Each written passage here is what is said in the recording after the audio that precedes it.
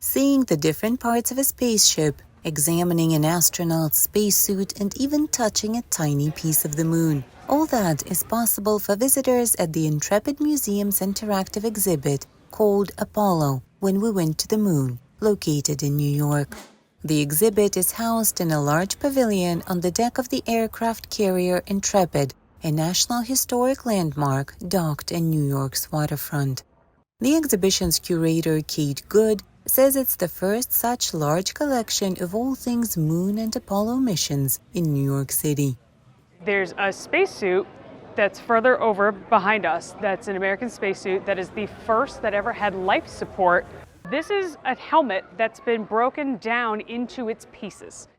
There are plaster casts of American astronauts' hands that were needed to make their space gloves. As part of the Apollo program, U.S. astronauts landed on the Moon 6 times between 1969 and 1972. But the first mission remains the best-known one, as well as the names of its 3 astronauts, Neil Armstrong, Buzz Aldrin, and Michael Collins.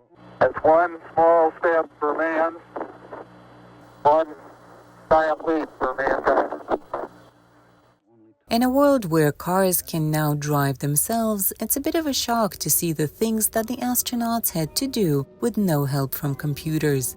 So this is a control stick. This is the effectively joystick, as what kids would know. Basically. Yes, basically, to be able to use the thrusters to adjust where they were going once they were out of the atmosphere. The book is the checklist for what they needed to do to leave. The exhibit also pays homage to the space race between the US and what was then the Soviet Union. That was the space race. Who could really make the better capsule? Who could make the better rocket? The spacesuit of a Soviet astronaut and a real Soyuz capsule are also on display.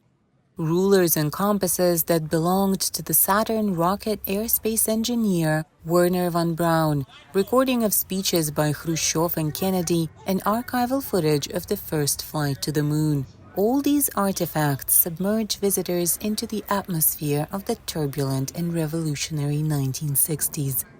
The exhibition will be open to the public until September 2nd.